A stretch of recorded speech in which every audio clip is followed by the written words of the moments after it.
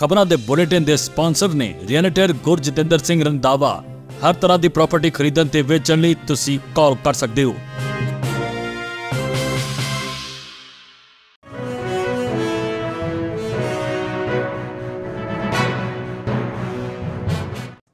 सत श्री अकाल, तुसीं देख रहे हो पंजाब मेल यूएसए टीवी। मैं वरुण कौर मान। खबरां ते बुलेटिन दे विच तुहाडा स्वागत है। पहला नज़र पाउंदे हां खास खबरां ते।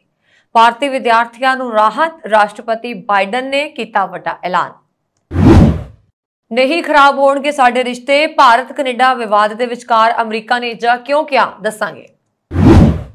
कनेडा दी एक्सप्रैस एंट्री बिनेकारां नूं अगाऊ मैडिकल जांच तो मिली छूट। अमरीका च दाखल होए 20 लाख तो वध गैर कानूनी प्रवासी। अमरीका विच चोण मुद्दा बनिया नशा, 45 साल तो घट उम्र के लोगों की मौत का मुख्य कारण फैंटानिल।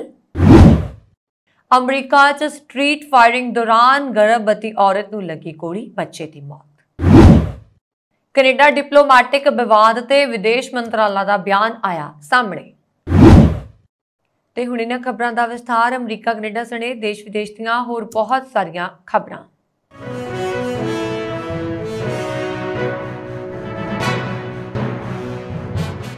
अमरीका के राष्ट्रपति जो बाइडन ने विद्यार्थियों को वड्डी राहत दी है। बाइडन ने बुधवार को अस्थाई कर्जे विच सोध करदियां फैडरल विद्यार्थी लोन मुआफी का ऐलान किया, जो कर्जा लैके अपनी कॉलेज की सिक्ख्या नूं पूरा करन दे लई जमा करते हैं। बाइडन कर्जे तो राहत बारे अपने मुहिम वादियां नूं पूरा करन दी कोशिश कर रहे हैं। यह घोषणा उदों की गई है जदों उधार लैण वाले 3 सालां दे विराम तो बाद मुड़ शुरू होण वाले भुगतानां लई तैयार ने, जो कि कोविड-19 महामारी दौरान शुरू होया सी। यह ऐलान करदियां राष्ट्रपति बाइडन ने अमरीकियां ते विद्यार्थी कर्जिਆਂ ਦੇ बोझ ਨੂੰ ਘਟਾਉਣ ਦੇ ਲਈ नवे उपाय लागू करन दे ਲਈ अपनी वचनबद्धता जाहिर की है। राष्ट्रपति की घोषणा नाल बाइडन प्रशासन द्वारा माफ किए गए कर्जे की कुल रकम $127 बिलियन तक हो जाएगी, जिस नाल लगभग 3.6 मिलियन व्यक्तियों को लाभ होएगा। डेमोक्रेटिक राष्ट्रपति का ताज़ा कदम मौजूदा प्रोग्रामां राही $9 बिलियन के कर्जे नूं खत्म करके 1,25,000 कर्जदारां की मदद करेगा। बाइडन ने व्हाइट हाउस के रूजवेल्ट कमरे विच कहा कि साडा काम अजे पूरा नहीं होया है। उसने राष्ट्रपति की चोण लड़न वेले विद्यार्थी कर्जे के बोझ नूं घट करन विच मदद करन दा वादा कीता सी अते उसते इस वादे नूं पूरा करन दा दबाव सी। बाइडन ने कहा, मेरा प्रशासन विद्यार्थी कर्जे की राहत नूं जिन्नी जल्दी हो सके पूरा करन दी कोशिश कर रहा है। बाइडन के कुछ यत्नां विच पब्लिक सर्विस लोन माफी जहे मौजूदा प्रोग्रामां नूं उत्साहित करना भी शामिल है। सिक्ख्या सकत्तर मुगुएल ने एक बयान च इस फैसले लई बाइडन का धन्नवाद किया।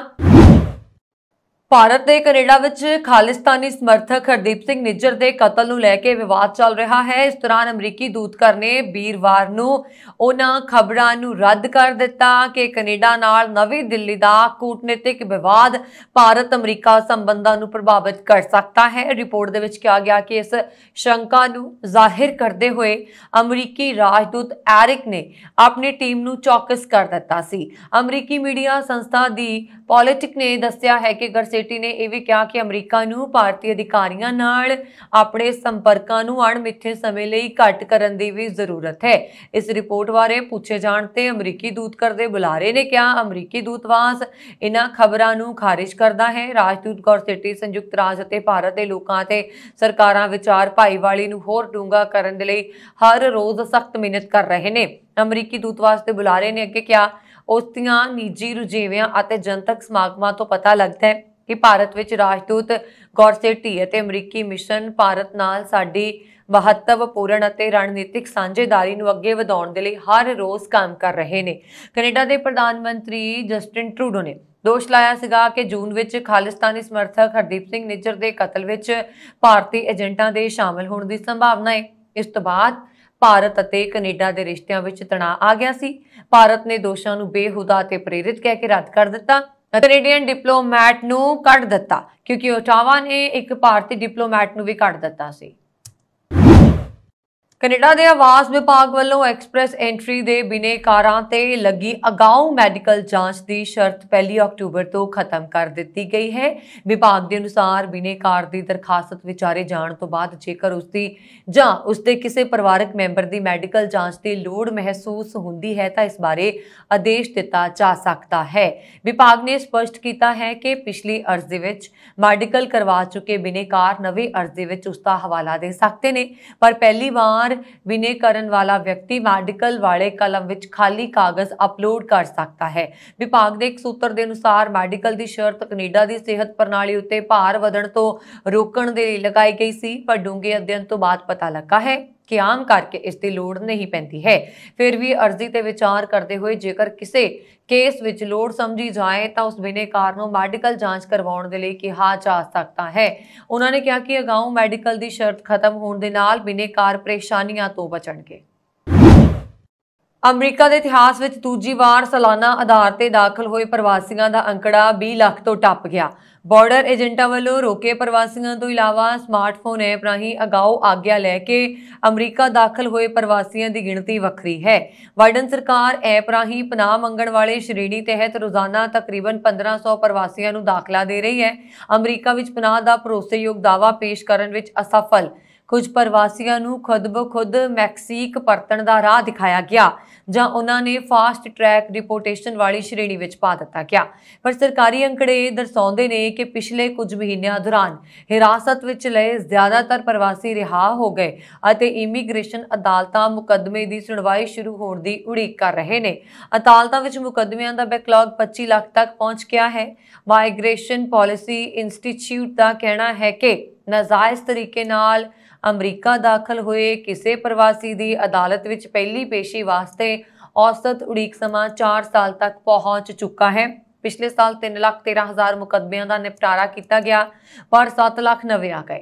अमरीका न्याय विभाग दे विच इमीग्रेशन समीक्षा इकाई के कार्यकारी अफसर डेविड एल नील ने कहा कि इन्ना बोझ बर्दाश्त करना बहुत मुश्किल है। बकाया मुकदमियां चों 40% असाइलम नाल संबंधित दसे जा रहे ने ਅਤੇ ਨਵੇਂ ਦਾਖਲ ਹੋ ਰਹੇ ਪ੍ਰਵਾਸੀਆਂ ਦੀ ਗਿਣਤੀ ਨੂੰ ਵੇਖਦਿਆਂ ਹਾਲਤ ਹੋਰ ਗੁੰਝਲਦਾਰ ਬਣ ਸਕਦੇ ਹਨ। ਅਮਰੀਕਾ ਵਿੱਚ 45 ਸਾਲ ਤੋਂ ਘੱਟ ਉਮਰ ਦੇ ਲੋਕਾਂ ਵਿੱਚ ਮੌਤ ਦਾ ਮੁੱਖ ਕਾਰਨ ਫੈਂਟਾਨਾਈਲ ਦੀ ਓਵਰਡੋਜ਼ ਦੱਸਿਆ ਜਾ ਰਿਹਾ ਹੈ। ਇਹ ਸਿੰਥੈਟਿਕ ਡਰੱਗ ਹੈ। ਅਮਰੀਕਾ ਵਿੱਚ ਰਾਸ਼ਟਰਪਤੀ ਚੋਣਾਂ ਦੀ ਤਿਆਰੀ ਕਰ ਰਹੇ ਰਿਪਬਲਿਕਨ ਪਾਰਟੀ ਦੇ ਕਈ ਉਮੀਦਵਾਰ ਆਪਣੇ ਚੋਣ ਭਾਸ਼ਣਾਂ ਅਤੇ ਬਹਿਸਾਂ ਵਿੱਚ ਨਸ਼ਿਆਂ ਨੂੰ ਰੋਕਣ ਦੇ ਵੱਡੇ ਵਾਅਦੇ ਕਰ ਰਹੇ ਨੇ। ਮੀਡੀਆ ਰਿਪੋਰਟ ਦੇ ਮੁਤਾਬਕ ਜ਼ਿਆਦਾਤਰ ਰਿਪਬਲਿਕਨ ਫੈਂਟਾਨਾਈਲ ਲਈ ਗੈਰ ਕਾਨੂੰਨੀ ਇਮੀਗ੍ਰੇਸ਼ਨ ਨੂੰ ਜ਼ਿੰਮੇਵਾਰ ठहरा रहे हैं, पर स्थिति वक्री भी है। ड्रग इनफोर्समेंट एडमिनिस्ट्रेशन के अनुसार अमरीका विच फैंटानाइल का एक वड्डा हिस्सा चोरी छुपे पोर्टां राही आ रहा है। दूजे पासे कई लोगों ने नशे की ओवरडोज कारण अपने बच्चे गुआ दिते हैं। न्यू हैम्पशायर की एंड्रिया केहेल के 19 साला बेटे की फैंटानाइल की ओवरडोज कारण मौत हुई।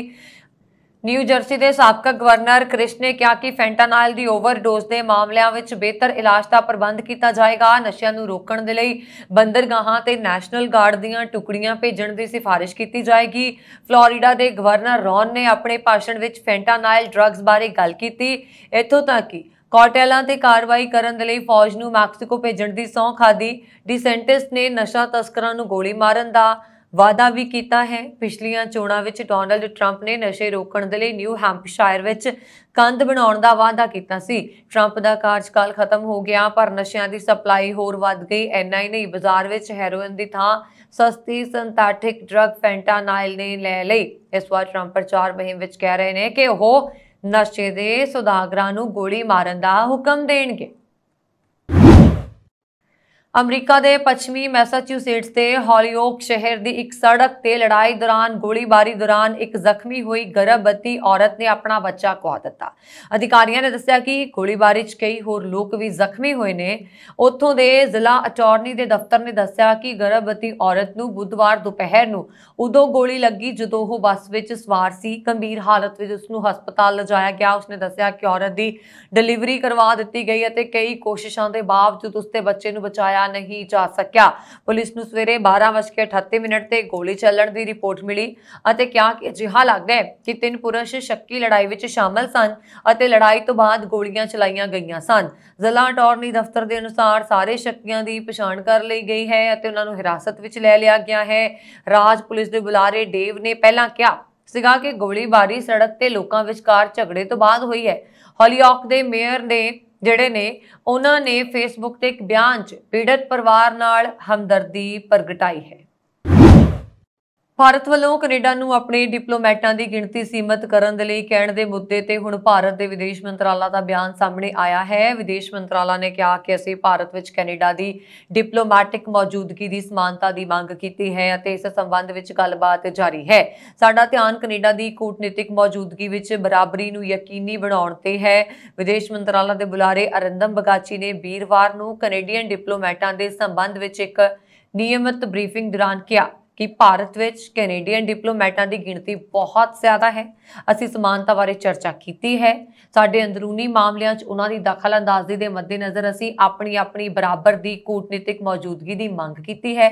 ਇਸ ਸੰਬੰਧੀ ਚਰਚਾ ਚੱਲ ਰਹੀ ਹੈ ਅਤੇ ਸਾਡਾ ਮੰਨਣਾ ਹੈ ਕਿ ਇਸ ਵਿੱਚ ਕਮੀ ਆਏਗੀ। ਇਸ ਤੋਂ ਪਹਿਲਾਂ ਮੰਗਲਵਾਰ ਨੂੰ ਭਾਰਤ ਨੇ ਟਰੂਡੋ ਸਰਕਾਰ ਨੂੰ ਆਪਣੇ ਡਿਪਲੋਮੈਟਾਂ ਨੂੰ ਵਾਪਸ ਬੁਲਾਉਣ ਦਾ ਅਲਟੀਮੇਟਮ ਦਿੱਤਾ ਸੀ। ਮੋਦੀ ਸਰਕਾਰ ਨੇ ਕੈਨੇਡਾ ਨੂੰ 10 ਅਕਤੂਬਰ ਤੱਕ ਭਾਰਤ ਤੋਂ 41 ਡਿਪਲੋਮੈਟਾਂ ਨੂੰ ਵਾਪਸ ਬੁਲਾਉਣ ਲਈ ਕਿਹਾ ਹੈ। ਭਾਰਤ ਨੇ ਸਪਸ਼ਟ ਸ਼ਬਦਾਂ 'ਚ ਕਿਹਾ ਕਿ 10 ਅਕਤੂਬਰ ਤੋਂ ਬਾਅਦ ਵੀ ਜੇਕਰ ਇਹ ਡਿਪਲੋਮੈਟ ਭਾਰਤ ਵਿੱਚ ਰਹਿੰਦੇ ਨੇ ਤਾਂ ਉਹਨਾਂ ਦੀ ਕੂਟਨੀਤਿਕ ਛੋਟ ਜਿਹੜੀ ਹੈ ਰੱਦ ਕਰ ਦਿੱਤੀ ਜਾਣੀ ਹੈ। ਦੱਸਣਯੋਗ ਹੈ ਕਿ ਇਸ ਸਮੇਂ ਭਾਰਤ 'ਚ ਕੈਨੇਡਾ ਦੇ 62 ਡਿਪਲੋਮੈਟ ਨੇ। ਭਾਰਤ ਸਰਕਾਰ ਨੇ ਇਸ ਗਿਣਤੀ ਨੂੰ ਘਟਾ ਕੇ 21 ਕਰਨ ਦੇ ਲਈ ਕਿਹਾ ਹੈ। ਅਮਰੀਕੀ ਸਦਨ ਵਿੱਚ ਬੁੱਧਵਾਰ ਨੂੰ ਕੈਵਨ ਦੇ ਬਰਖਾਸਤ ਹੋਣ ਤੋਂ ਬਾਅਦ ਸਟੀਵ ਸਕੈਲਜ਼ ਅਤੇ ਪ੍ਰਤੀਨਿਧਤ ਜਿਮ ਸਦਨ ਦੇ ਅਗਲੇ ਸਪੀਕਰ ਬਣਨ ਦੀ ਦੌੜ ਵਿੱਚ ਸ਼ਾਮਲ ਹੋ ਗਏ ਅਤੇ ਦੋਹਾਂ ਵਿਚਾਲੇ ਮੈਕਾਰਥੀ ਦੀ ਥਾਂ ਲੈਣ ਦੀ ਲੜਾਈ ਸ਼ੁਰੂ ਹੋ ਗਈ।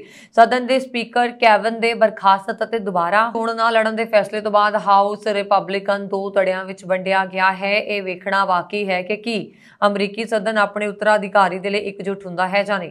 ਦੱਸਣਯੋਗ ਹੈ ਕਿ ਮੰਗਲਵਾਰ ਨੂੰ ਅਮਰੀਕੀ ਸੰਸਦ ਨੇ ਇਤਿਹਾਸਕ ਫੈਸਲਾ ਲੈਂਦੇ ਹੋਏ ਸਦਨ ਦੇ ਸਪੀਕਰ ਕੈਵਿਨ ਨੂੰ ਅਮਰੀਕੀ ਪ੍ਰਤੀਨਿਧਤ ਸਭਾ ਦੇ ਸਪੀਕਰ ਅਹੁਦੇ ਤੋਂ ਹਟਾ ਦਿੱਤਾ ਸੀ। ਅਮਰੀਕਾ 'ਚ 234 ਸਾਲਾਂ 'ਚ ਅਜਿਹਾ ਪਹਿਲੀ ਵਾਰ ਦੇਖਣ ਨੂੰ ਮਿਲਿਆ ਹੈ ਜਦੋਂ ਕਿਸੇ ਸਦਨ ਤੋਂ ਸਪੀਕਰ ਨੂੰ ਬਾਹਰ ਕੀਤਾ ਹੋਏ। 57 ਸਾਲਾ ਕੈਵਿਨ ਨੈਂਸੀ ਪੈਲੋਸੀ ਦੀ ਜਗ੍ਹਾ ਪ੍ਰਤੀਨਿਧਤ ਸਭਾ ਦੇ ਸਪੀਕਰ ਚੁਣੇ ਗਏ ਸੀ ਕਿਉਂਕਿ ਨਵੰਬਰ ਦੇ ਮੱਧ ਵਿੱਚ ਅਮਰੀਕੀ ਕਾਂਗਰਸ ਨੂੰ ਸ਼ਟਡਾਊਨ ਦਾ ਸਾਹਮਣਾ ਕਰਨਾ ਪੈ ਰਿਹਾ ਹੈ। ਇਸ ਲਈ ਇਹ ਜ਼ੋਖਮ ਬਹੁਤ ਵੱਧ ਹੈ ਕਿਉਂਕਿ ਸਪੀਕਰ ਦੇ ਕਮੀ 'ਚ ਸਦਨ ਪਹਿਲਾਂ ਤੋਂ ਅਧੂਰਾ ਹੈ। ਦੱਸਣਯੋਗ ਹੈ ਕਿ ਰਿਪਬਲਿਕਨ ਪਾਰਟੀ ਮੈਕਾਰਥੀ ਦੇ ਕੁਝ ਫੈਸਲਿਆਂ ਤੋਂ ਨਾਰਾਜ਼ ਸੀ ਜਿਸ ਵਿੱਚ ਸ਼ਟਡਾਊਨ ਟਾਲਣ ਦੇ ਲਈ ਲਿਆਂਦੇ ਗਏ ਪ੍ਰਸਤਾਵ ਨੂੰ ਪਾਸ ਕਰਵਾਉਣ 'ਚ ਉਹਨਾਂ ਦੀ ਅਹਿਮ ਭੂਮਿਕਾ ਵੀ ਸ਼ਾਮਲ ਹੈ। ਅਮਰੀਕਾ ਦੀ ਇੱਕ ਅਧਿਕਾਰਤ ਰਿਪੋਰਟ ਦੇ ਵਿੱਚ ਕਿਹਾ ਗਿਆ ਹੈ ਕਿ ਚੀਨ ਨੇ ਮੀਡੀਆ ਦੀਆਂ ਖਬਰਾਂ ਤੇ ਆਪਣੀ ਪਕੜ ਬਣਾਉਣ ਦੇ ਲਈ ਕੌਮਾਂਤਰੀ ਕਾਰਵਾਈਆਂ ਦਾ ਜਾਲ ਵਿਕਸਿਤ ਕੀਤਾ ਹੈ ਅਤੇ ਉਸ ਦੀ ਕੋਸ਼ਿਸ਼ ਪਾਕਿਸਤਾਨੀ ਮੀਡੀਆ ਤੇ ਕੰਟਰੋਲ ਹਾਸਲ ਕਰਨ ਦੀ ਹੈ। ਵਿਦੇਸ਼ ਵਿਭਾਗ ਨੇ ਪਿਛਲੇ ਹਫ਼ਤੇ ਇੱਥੇ ਜਾਰੀ ਇੱਕ ਰਿਪੋਰਟ ਵਿੱਚ ਕਿਹਾ ਕਿ ਸੂਚਨਾ ਦੇ ਖੇਤਰ ਵਿੱਚ ਰੂਸ ਦੇ ਨਾਲ ਮਿਲ ਕੇ ਕੰਮ ਕਰਨ ਤੋਂ ਇਲਾਵਾ ਚੀਨ ਨੇ ਪ੍ਰਤੀਕੂਲ ਬਿਆਨਾਂ ਦਾ ਮੁਕਾਬਲਾ ਕਰਨ ਵਾਲੇ ਹੋਰ ਨੇੜਲੇ ਸਾਂਝੇਦਾਰਾਂ ਨੂੰ ਸ਼ਾਮਲ ਕਰਨ ਦੀ ਕੋਸ਼ਿਸ਼ ਕੀਤੀ ਹੈ। ਰਿਪੋਰਟ ਦੇ ਵਿੱਚ ਕਿਹਾ ਗਿਆ ਕਿ ਉਹਨਾਂ ਨੇ ਪ੍ਰਮੁੱਖ ਸਾਂਝੇਦਾਰਾਂ 'ਚੋਂ ਪਾਕਿਸਤਾਨ ਵੀ ਇੱਕ ਹੈ। ਰਿਪੋਰਟ ਦੇ ਮੁਤਾਬਕ ਪਾਕਿਸਤਾਨ ਦੇ ਨਾਲ ਪੇਚਿੰਗ ਨੇ ਚੀਨ ਪਾਕਿਸਤਾਨੀ ਆਰਥਿਕ ਕੋਰੀਡੋਰ ਮੀਡੀਆ ਫੋਰਮ ਸਣੇ ਮਾੜੇ ਪ੍ਰਚਾਰ ਨਾਲ ਨਿਪਟਣ ਸੰਬੰਧੀ ਸਹਿਯੋਗ ਨੂੰ ਡੂੰਘਾ ਕਰਨ ਦੀ ਮੰਗ ਕੀਤੀ ਹੈ। ਰਾਸ਼ਟਰਪਤੀ ਜੋ ਬਾਈਡਨ ਦੇ ਕੁੱਤੇ ਕਮਾਂਡਰ ਨੂੰ ਵਾਈਟ ਹਾਊਸ ਤੋਂ ਬਾਹਰ ਕੱਢ ਦਿੱਤਾ ਗਿਆ ਹੈ। ਇੱਕ ਰਿਪੋਰਟ ਦੇ ਮੁਤਾਬਕ ਉਸਨੇ ਸੀਕ੍ਰੇਟ ਸਰਵਿਸ ਦੀ ਇੱਕ ਮਹਿਲਾ ਅਧਿਕਾਰੀ ਨੂੰ ਵੱਢਿਆ ਸੀ। ਇਹ 11ਵੀਂ ਵਾਰ ਸੀ ਜਦੋਂ ਬਾਈਡਨ ਦੇ ਕੁੱਤੇ ਨੇ ਵਾਈਟ ਹਾਊਸ ਜਾਂ ਸੀਕ੍ਰੇਟ ਸਰਵਿਸ ਸਟਾਫ ਤੇ ਹਮਲਾ ਕੀਤਾ। ਬਾਈਡਨ ਦੀ ਪਤਨੀ ਜਿਲ ਸਪੋਕਸਪਰਸਨ ਐਲਿਜ਼ਾਬੈਥ ਅਲੈਗਜ਼ੈਂਡਰ ਨੇ ਬੁੱਧਵਾਰ ਨੂੰ ਅਮਰੀਕੀ ਰਾਸ਼ਟਰਪਤੀ ਭਵਨ ਤੋਂ ਕਮਾਂਡਰ ਨੂੰ ਹਟਾਉਣ ਦੀ ਪੁਸ਼ਟੀ ਕੀਤੀ। ਉਹਨਾਂ ਨੇ ਕਿਹਾ ਕਿ ਕਮਾਂਡਰ ਹੁਣ ਵਾਈਟ ਹਾਊਸ ਵਿੱਚ ਨਹੀਂ ਹੈ। ਰਾਸ਼ਟਰਪਤੀ ਬਾਈਡਨ ਅਤੇ ਉਹਨਾਂ ਦੀ ਪਤਨੀ ਵਾਈਟ ਹਾਊਸ ਦੇ ਸਟਾਫ ਦੀ ਸੁਰੱਖਿਆ ਚਾਹੁੰਦੇ ਨੇ, ਇਸ ਲਈ ਇਹ ਫੈਸਲਾ ਲਿਆ ਗਿਆ ਹੈ। ਹਾਲਾਂਕਿ ਉਹਨਾਂ ਨੇ ਇਹ ਨਹੀਂ ਦੱਸਿਆ ਕਿ ਕਮਾਂਡਰ ਨੂੰ ਕਿੱਥੇ ਭੇਜਿਆ ਗਿਆ ਹੈ। ਸਾਹਿਤ ਦਾ ਨੋਬਲ ਪੁਰਸਕਾਰ 64 ਸਾਲਾ ਨਾਰਵੇ ਦੇ ਲੇਖਕ ਜੌਨ ਫਾਸੇ ਨੂੰ ਦਿੱਤਾ ਗਿਆ ਹੈ।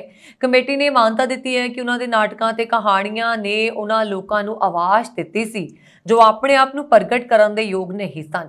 ਜੌਨ ਨੇ ਆਪਣੇ ਨਾਟਕਾਂ ਵਿੱਚ ਉਹਨਾਂ ਮਨੁੱਖੀ ਭਾਵਨਾਵਾਂ ਨੂੰ ਨਾਟਕ ਰਾਹੀਂ ਪ੍ਰਗਟ ਕੀਤਾ ਹੈ ਜੋ ਆਮ ਤੌਰ ਤੇ ਪ੍ਰਗਟ ਨਹੀਂ ਕੀਤੀਆਂ ਜਾ ਸਕਦੀਆਂ, ਜਿਸ ਨੂੰ ਸਮਾਜ ਵਿੱਚ ਟੈਬੂ ਮੰਨਿਆ ਜਾਂਦਾ ਹੈ। ਜੌਨ ਨੇ ਆਪਣੇ ਪਹਿਲੇ ਨਾਵਲ ਰੈਡ ਐਂਡ ਬਲੈਕ ਵਿੱਚ ਖੁਦਕੁਸ਼ੀ ਦੇ ਡੂੰਘੇ ਅਤੇ ਸੰਵੇਦਨਸ਼ੀਲ ਮੁੱਦੇ ਤੇ ਲਿਖਿਆ ਸੀ। ਪਤਝੜ ਦਾ ਸੁਪਨਾ ਵੀ ਉਸ ਦੀਆਂ ਮਸ਼ਹੂਰ ਕਿਤਾਬਾਂ ਵਿੱਚ ਸ਼ਾਮਲ ਹੈ। ਹੁਣ ਤੱਕ 120 ਲੋਕ ਸਾਹਿਤ ਵਿੱਚ ਨੋਬਲ ਪ੍ਰਾਪਤ ਕਰ ਚੁੱਕੇ ਨੇ ਔਰ ਇਸ ਵਿੱਚ ਕੇਵਲ 17 ਔਰਤਾਂ ਨੇ। ਇਸ ਕਾਰਨ ਨੋਬਲ ਕਮੇਟੀ ਵੀ ਕਾਫੀ ਆਲੋਚਨਾ ਵੀ ਸਾਹਮਣਾ ਜਿਹੜੀ ਹੈ ਉਸਦੀ ਕਰ ਰਹੀ ਹੈ। ਨੋਬਲ ਜੇਤੂ ਨੂੰ 8.33 ਕਰੋੜ ਰੁਪਏ ਦੀ ਰਾਸ਼ੀ ਅਤੇ ਸੋਨ ਤਮਗਾ ਦਿੱਤਾ ਜਾਂਦਾ ਹੈ। ਅਮਰੀਕਾ ਦੇ ਓਰੇਗਨ ਸੂਬੇ ਵਿੱਚ ਇੱਕ ਹਵਾਈ ਜਹਾਜ਼ ਘਰ ਤੇ ਡਿੱਗਣ ਕਾਰਨ 2 ਜਾਣਿਆਂ ਦੀ ਮੌਤ ਹੋ ਗਈ ਅਤੇ ਇੱਕ ਹੋਰ ਜ਼ਖਮੀ ਹੋ ਗਿਆ।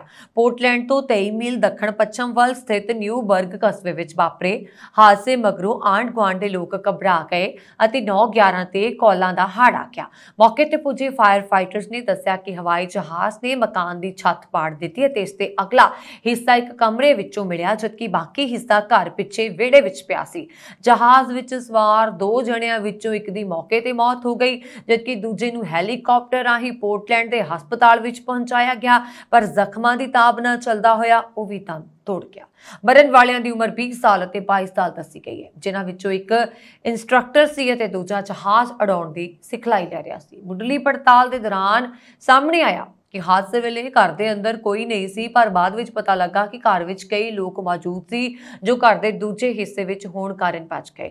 ਹਵਾਈ ਜਹਾਜ਼ ਡਿੱਗਣ ਕਾਰਨ ਪੂਰਾ ਘਰ ਕੰਬ ਗਿਆ ਅਤੇ ਸਾਰੇ ਮੈਂਬਰ ਬਾਹਰ ਵੱਲ ਦੌੜੇ। ਇਸ ਦੌਰਾਨ ਘਰ ਦੇ ਇੱਕ ਮੈਂਬਰ ਨੇ ਮਾਮੂਲੀ ਸੱਟ ਲੱਗੀ ਤੇ ਬਾਕੀ ਪੂਰੀ ਤਰ੍ਹਾਂ ਸੁਰੱਖਿਅਤ ਬਾਹਰ ਨਿਕਲ ਗਏ। ਬੇਘਰ ਹੋਏ ਪਰਿਵਾਰ ਨੂੰ ਰੈੱਡ ਕਰਾਸ ਵਾਲਿਆਂ ਨੇ ਆਸਰਾ ਦਿੱਤਾ ਹੈ ਅਤੇ ਫਿਲਹਾਲ ਪਤਾ ਨਹੀਂ ਲੱਗ ਸਕਿਆ ਕਿ ਪੀੜਤ ਪਰਿਵਾਰ ਵੱਲੋਂ ਘਰ ਦਾ ਬੀਮਾ ਕਰਵਾਇਆ ਹੋਇਆ ਸੀ ਜਾਂ ਨਹੀਂ। ਉਧਰ ਨੈਸ਼ਨਲ ਟਰਾਂਸਪੋਰਟੇਸ਼ਨ ਸੇਫਟੀ ਬੋਰਡ ਵੱਲੋਂ ਹਾਦਸੇ ਦੇ ਕਾਰਨਾਂ ਦੀ ਪੜਤਾਲ ਕੀਤੀ ਜਾ ਰਹੀ ਹੈ। ਮੈਕਸੀਕਨ ਭਾਰਤੀ ਹਾਈ ਸਕੂਲ ਦੀ ਵਿਦਿਆਰਥਣ ਓਮਾ ਸੋਫੀਆ श्रीवास्तव ਨੂੰ मिस टीन USA 2023 ਦਾ ਤਾਜ ਪਹਿਨਾਇਆ ਗਿਆ ਹੈ, ਜਿਸ ਵਿੱਚ ਨਿਵਾਦਾ ਰਾਜ ਵਿੱਚ ਲਾਈਵ ਸਟ੍ਰੀਮਿੰਗ ਮੁਕਾਬਲੇ 'ਚ ਦੇਸ਼ ਭਰ ਦੀਆਂ 50 ਤੋਂ ਵੱਧ ਮੁਟਿਆਰਾਂ ਨੇ ਭਾਗ ਲਿਆ ਸੀ।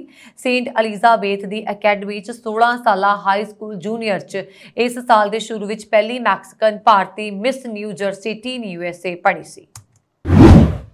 ਅਮਰੀਕਾ ਦੇ ਮਾਣਯੋਗ ਵਾਈਟ ਹਾਊਸ ਫੈਲੋ ਪ੍ਰੋਗਰਾਮ ਲਈ ਨਿਯੁਕਤ ਕੀਤੇ ਗਏ 15 ਬੇਮਿਸਾਲ ਨੌਜਵਾਨਾਂ ਵਿੱਚੋਂ ਇੱਕ ਭਾਰਤੀ ਔਰਤ ਦਾ ਨਾਮ ਵੀ शामिल किया गया है। हाल ही में भारतीय मूल की एक कैंसर डॉक्टर कमल मेघा राजनी 2023-24 लिए अमरीका के माणयोग वाइट हाउस फैलो प्रोग्राम लिए चुनिया गया। White house fellows senior white house staff और होर सिखर के मार्गदर्शन में 1 साल ਲਈ संघी सरकार के उच्च पद्धरां ते काम करने के मौके लिए चुने गए ਵੱਖ-ਵੱਖ खेतरां के पेशेवरां का एक माणयोग तोहफा ਅਤੇ निपुण समूह है, जिसने रैंकिंग प्रशासनिक अधिकारी भारतीय मूल की कमल मेघा राजनी ਨੂੰ office of science and technology policy का अहुदा सौंपिया है, जिते कैंसर मूनशॉट और हैल्थ आउटकम्स ग्रुप नाल मिल के अपनी क्लीनिकल मुहारत और खोज नाल कैंसर विरुद्ध देश की लड़ाई को उत्प्रेरित करेगी। न्यूयॉर्क की रहने वाली भारतीय मूल की कमल ने उत्तरी कैरोलिना राज यूनीवर्सिटी तो MD की डिग्री हासिल की है।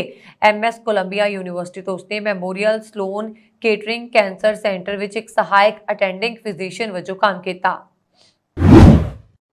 रिपब्लिकन पार्टी के राष्ट्रपति अहुदे के उम्मीदवार विवेक रामास्वामी ने यूक्रेन में आम चोणां करवाउण दे लई अमरीका तो होर फंड की मंग करन नूं लैके राष्ट्रपति वलोदिमीर ज़ेलेंस्की नूं निशाना बनाया है। एक मीडिया इंटरव्यू दे विच विवेक रामास्वामी ने अपने उस बयान का भी बचाव किया जिस विच उन्होंने कहा सीगा कि जेकर वह अमरीका के राष्ट्रपति चुने जाते हैं तो यूक्रेन नूं दित्ती जाण वाली आर्थिक सहायता विच कटौती कर देणगे।